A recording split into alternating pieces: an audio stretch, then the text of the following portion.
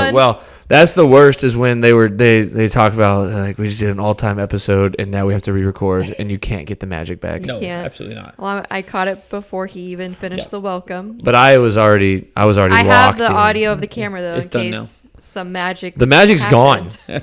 I had it, now it's gone. Did we ever have the magic? No. I've never seen that. Nope, not really. No. Sing the B.O.B. song. I got the Yeah, magic. that one. That one. Yeah. Magic. Whatever happened to that guy? Is he still making music? No, Oh, is he alive? I don't know. He could still be making music too. I just made that up. Okay. He sounded so sure of himself. I know. I was like, oh, okay, he must have like retired or like passed away, but okay. Yeah. I guess he's probably fine. Well, welcome back to the podcast, Redeemed. We're working our way now through Joshua. And in our last podcast, we had Joshua taking over as leader. Promotion time. Yep. Mm-hmm. Guy got a promotion at work. He did. So now we have Joshua entering into the promised land, and God's going to be with him, and they're going to do some pretty amazing things. Yeah, Joshua just did a really good job of doing what he was told. Yeah. I mean, It's true. that was as we go through Joshua here, it's just like he never really had any major hiccups because he just kind of did what God told him to do. Mm-hmm. Mm-hmm. And case in point, went pretty well. Yeah. Yep. It's crazy. I know. It's so weird how that happens. Great work, Joshua. Bare minimum, you just listened. Just did what listen. he- Just listen. God told me I did this, Yeah, so that's what I I did it. Mm-hmm. And as we mentioned before, he's the conqueror. He's going to be the one that sets about doing most of the conquering for the Promised Land. And, of course, we also talked about that, of course, then the Israelites don't continue to do that even after he's done. And that does cause some problem. But we're not going to get to that point yet. Insert image of conqueror right here. Yeah, Oh, should stepping I on the put that- cities. Should I put that in? That'd Yeah. be really cool. Should I put it in here or should I post it by itself? In here. Okay. Yeah. Yeah, Here's the mostly picture. because I said insert image, so now it look really dumb. And I do that enough on my own. I don't need extra help. Okay. I'll have to find that. So we got this city. It's called Jericho. And by all accounts and everything you read about it, it is a pretty big city. And fortified. Very fortified. Yeah. Had some big walls. Yes. Yes. Took, quite a bit of time to walk around it, if you will. And they were high. They were high walls. Yep. How do we get through?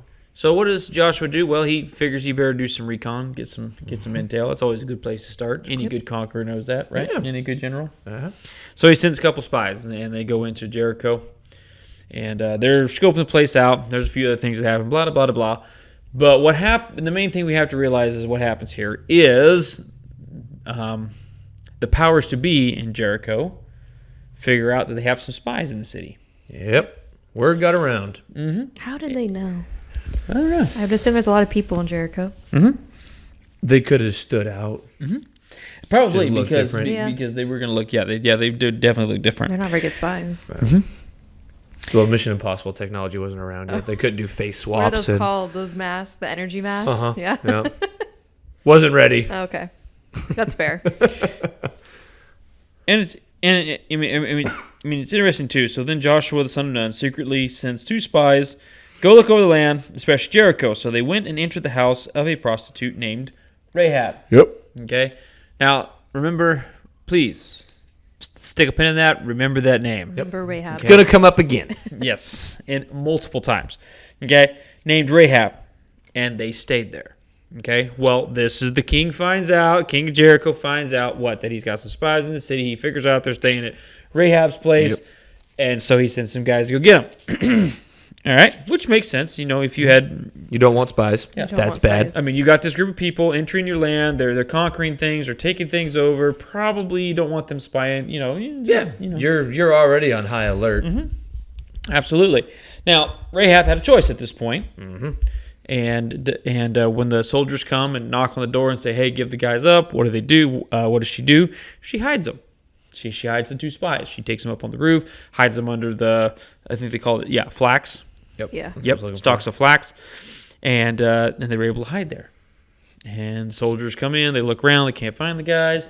Boom, they leave. Yeah, she said she told Right, them the and told men a lie. came to Yep. me, but I did not know where they had come from. At dusk, when it was time to close the city gate, they left. Yep. Don't know which way they went. Go after them quickly. You might catch them. And what do the soldiers love do? that Okay, part. we'll do that. And away they go. Good call, Rahab. Get them, Yeah. guys. Which I mean, How far did they go? which once again, you're taking the word of a prostitute too.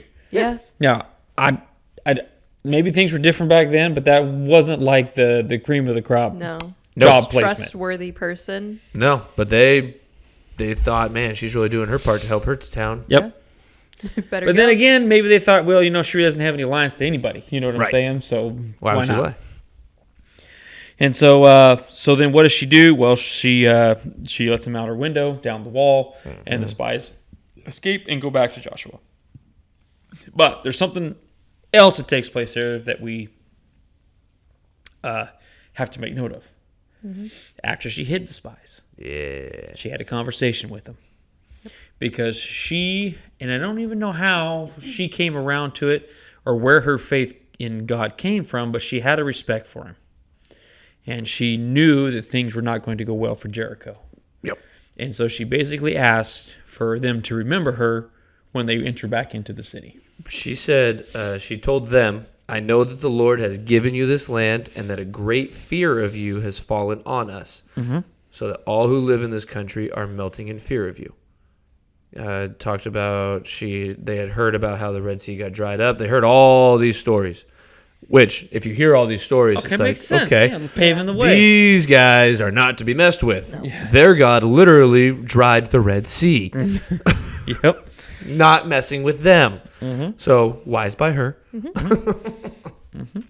And so she has this conversation with them, and the spies then tell her that what? Because of what she did, she and her family will be spared if, when the time comes, they are in that house. Yep, with her.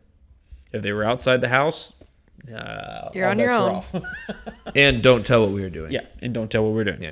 Keep it to yourself. I thought that was a given. I thought that was kind of a given. Yeah. My bad. Snitches get stitches. Yeah.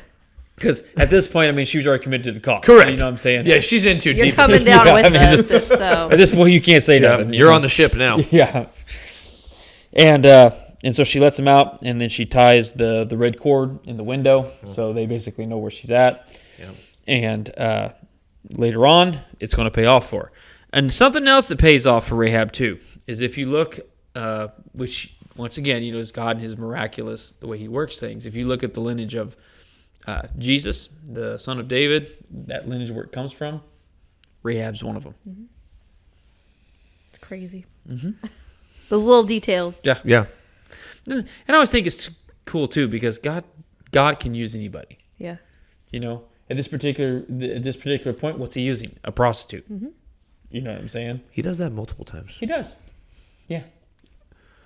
So long as you're willing to believe He'll use you. You know what I'm saying? Yeah. And I mean, that's what happened here. Rahab made a choice to believe in God. That's what she did.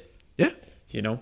And it was a choice that paid off for her. It's a very wise choice. Very wise choice, as we will see in just a moment. Okay?